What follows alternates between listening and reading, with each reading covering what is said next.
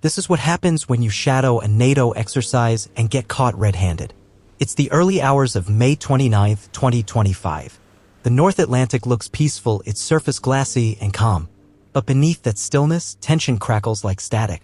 Off the rugged coast of the Outer Hebrides, something moves, a shadow where there should be none. No AIS signal. No public call sign. Just the cold, unmistakable echo of radar bouncing off a hull that every Western Navy knows by heart. HMS Dragon, the Royal Navy's vigilant sentinel, is the first to spot her. Sleek, gray, and unmistakably out of place, she lingers just beyond the edge of British territorial waters. Her name, Yuri Ivanov, a Russian spy ship purpose-built for one thing only, electronic surveillance and signal interception. She's not here for the scenery. She's here to eavesdrop, to scoop up whatever secrets might have been left behind after NATO's largest air defense drill, Formidable Shield, wrapped up just days earlier. Now, the Yuri Ivanov is prowling the UK's doorstep like a burglar casing the house after the party's over. But HMS Dragon isn't about to let her slip away unnoticed. From the bridge to the Combat Information Center, the mood shifts in an instant. This is no exercise. This is the real thing, a high-stakes intercept playing out in real time.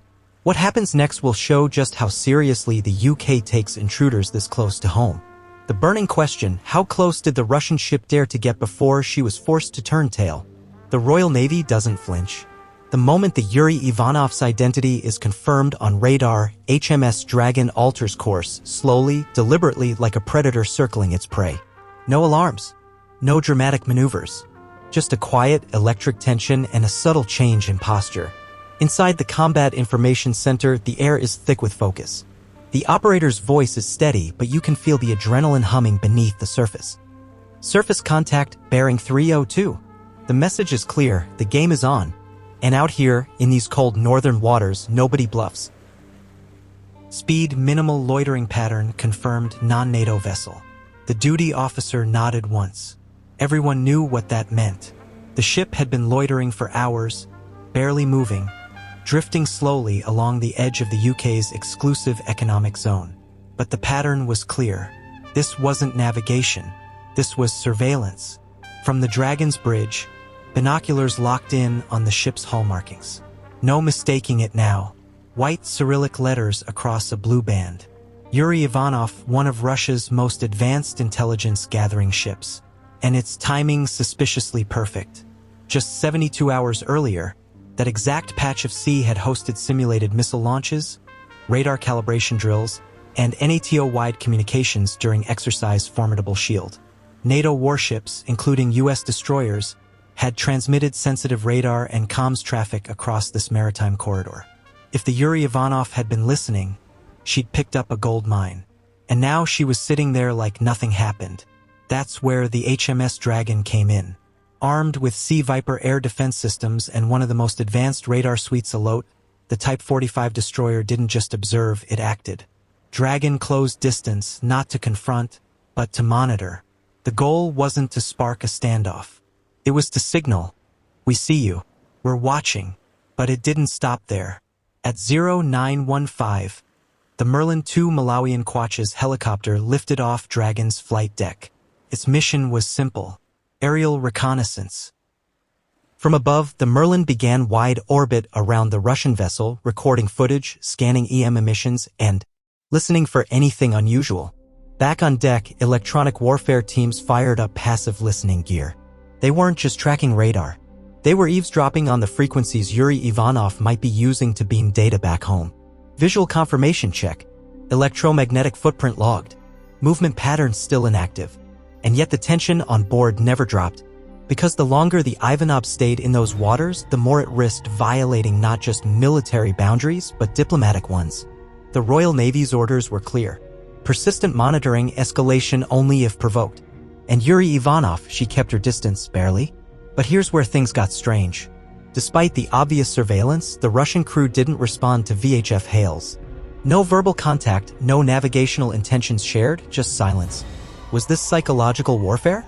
A routine signal intelligence run or something testing the UK's response time?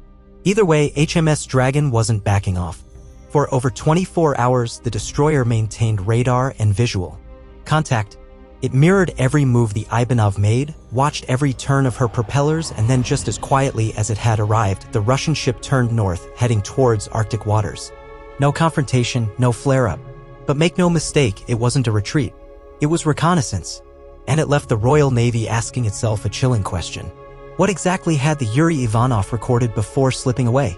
She's not flashy, but she doesn't have to be. HMS Dragon is one of 6 Type 45 Daring-class destroyers, the crown jewels of Britain's surface fleet. Purpose-built for air defense, Dragon's real superpower is making the sky a very dangerous place for anyone with bad intentions. At the heart of it all is Sea Viper, a combat system that links the ship's radars, missiles, and decision-making software into a near-instantaneous kill chain. It uses the Samson radar, that spinning ball atop the mast, to track over 1,000 targets simultaneously. From sea-skimming missiles to aircraft 250 miles away, nothing sneaks past. Sea Viper launches Aster 15 and Aster 30 missiles capable of intercepting targets at supersonic speeds. But HMS Dragon isn't just a floating missile battery. She's an electronic fortress. In recent upgrades, Dragon was fitted with electronic warfare suite systems that can detect, disrupt, or deceive radar and communication signals. Perfect for an encounter like this, where watching is more important than firing. Her crew, around 190 sailors, specialists in navigation, weapon systems, and intelligence gathering. And 7 minutes and 40 seconds when the Russian ship appeared, every department knew their job. And then there's the wild card, the Merlin Mk2 Malawian Quachas helicopter. This isn't some basic eye in the sky. The Merlin is loaded with surface search radar, sonar buoys, electronic sensors, and even anti-submarine torpedoes. When Dragon launched her bird that morning, it instantly expanded the ship's awareness radius by 100 miles. Put simply, HMS Dragon wasn't just tracking Yuri Ivanov. She was recording, analyzing, and preparing. And the target wasn't just 8 minutes and 19 seconds, some rust bucket. If Dragon is the sword, Yuri Ivanov is the scalpel. She's an AGI vessel, Auxiliary General Intelligence, part of Russia's modern signal intelligence fleet, operated by the Russian Navy's main Directorate of Deep Sea Research. Her job is quiet, persistent data collection, the kind you don't see until it's too late. The Yuri Ivanov-class ships are equipped with signal intelligence arrays tools that can intercept radar pulses, radio chatter, satellite transmissions, and even encrypted military comms. SH doesn't need to enter restricted waters. She just needs to be close enough to listen. And on May 29th, she got very close. Her presence immediately raised red flags because of one critical detail: timing. She arrived shortly after Formidable Shield, a massive NATO exercise involving live missile launches and advanced targeting drills. The exercise spanned UK, US, German, and Dutch forces, all operating sensitive technology. A second vessel loitering nearby. That's not a coincidence. That's a deliberate intelligence harvest.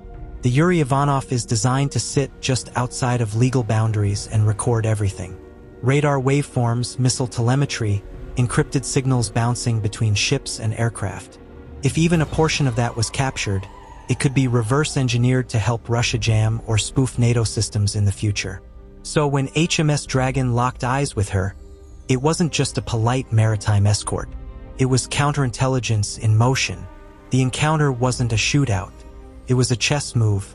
One ship watching, one ship being watched, and somewhere in the middle, a silent war of signals and sensors.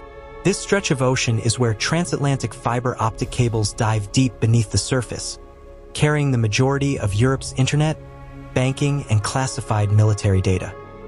It's also the maritime gateway to Fast Lane Naval Base, home of the UK's Trident armed Vanguard-class submarines, the backbone of Britain's nuclear deterrent. Now, imagine a foreign spy ship sitting just offshore. Think it's still routine. What made the timing even more alarming was that the Yuri Ivanov showed up immediately after Formidable Shield 2025, a NATO exercise specifically designed to test joint air and missile defense capabilities. That means F-35s, Aegis destroyers, missile tracking software, encrypted command relays, all tested in live fire conditions just days earlier. And right after that, a Russian AGI ship arrives at the edge of UK waters. Coincidence? Not a chance. It was a textbook opportunity window. Right after NATO reveals new systems, right before allies wrap up and go silent again, Any lingering electromagnetic signatures, misconfigured encryption, or leftover comms traffic, that's what the Yuri Ivanov was there to sniff out. But it's not just about data. It's about geography. This region marks a critical naval bottleneck. Russian submarines from Herman or Sevemer in the Barents Sea must pass through here to reach the North Atlantic. And NATO, believe me, they watch that corridor like hawks. Because if you lose track of a sub in this region, you don't find it again until it's somewhere off New York. That's why every inch of water between the Shetlands, Hebrides, and Iceland is blanketed in sonar arrays, seabed sensors, undersea cable taps, and NATO patrol routes. And it's also why Russia's been increasing its activity here for years. Since the 2014 annexation of Crimea, Moscow has invested heavily in asymmetric naval operations. Not just traditional warships, but covert intelligence missions, cable sabotage, and untraceable drone subs. In 2021, a Russian vessel was accused of mapping undersea infrastructure near Norway. In 2022, the Nord Stream pipeline was damaged. No one claimed responsibilities, but fingers pointed east. Now, in 2025, the pattern continues, except the theater has shifted closer to home. The UK's Ministry of Defence recently confirmed that multiple unknown underwater contacts have been detected near Scotland's west coast in the past 18 months. Were they subs, drone vehicles, signal taps? They didn't say, but with Yuri Ivanov showing up right after NATO's biggest defense drill, the writing was on the wall.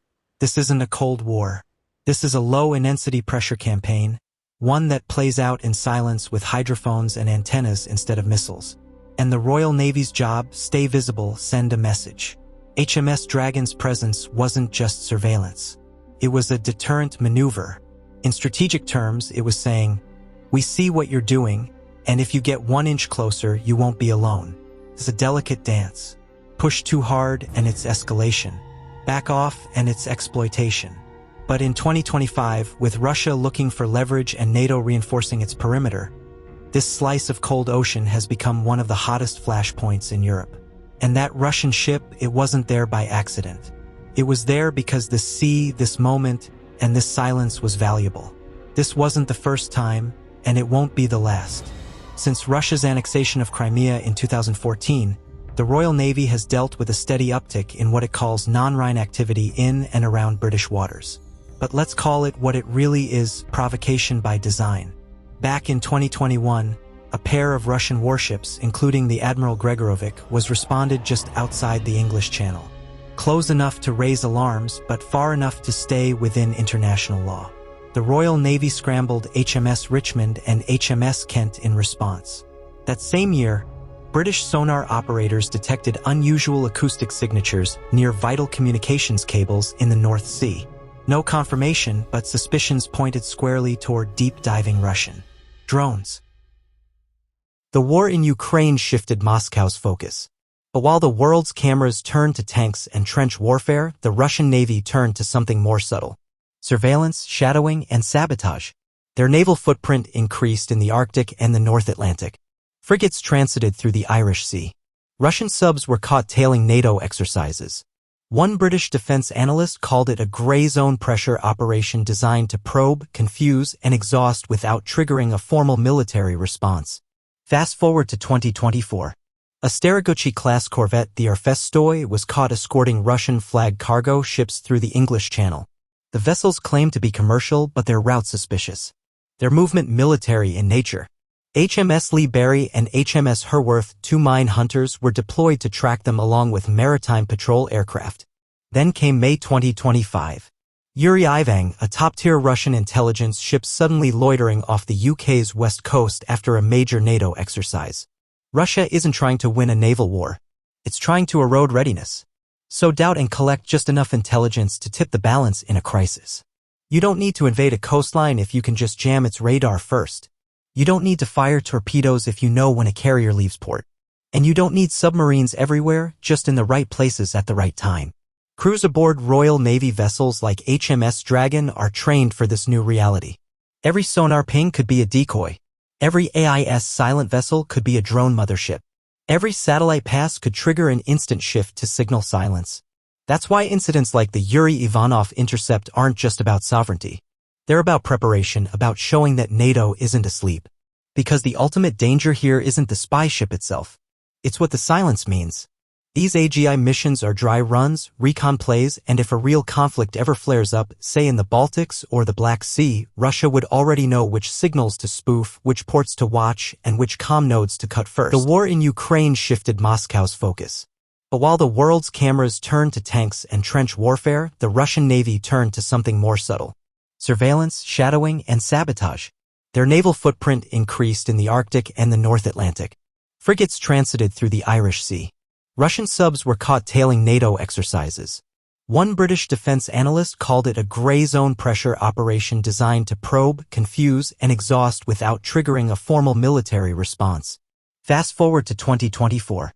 A Staraguchi-class corvette, the Arfestoy, was caught escorting Russian-flagged cargo ships through the English Channel. The vessels claimed to be commercial, but their route suspicious. Their movement military in nature. HMS Lee Berry and HMS Herworth, two mine hunters, were deployed to track them along with maritime patrol aircraft. Then came May 2025. Yuri Ivanov, a top-tier Russian intelligence ship suddenly loitering off the UK's west coast after a major NATO exercise. Russia isn't trying to win a naval war. It's trying to erode readiness. Sow doubt and collect just enough intelligence to tip the balance in a crisis. You don't need to invade a coastline if you can just jam its radar first. You don't need to fire torpedoes if you know when a carrier leaves port. And you don't need submarines everywhere, just in the right places at the right time. Crews aboard Royal Navy vessels like HMS Dragon are trained for this new reality. Every sonar ping could be a decoy. Every AIS silent vessel could be a drone mothership. Every satellite pass could trigger an instant shift to signal silence. That's why incidents like the Yuri Ivanov intercept aren't just about sovereignty. They're about preparation, about showing that NATO isn't asleep. Because the ultimate danger here isn't the spy ship itself. It's what the silence means. These AGI missions are dry runs, recon plays, and if a real conflict ever flares up, say in the Baltics or the Black Sea, Russia would already know which signals to spoof, which ports to watch, and which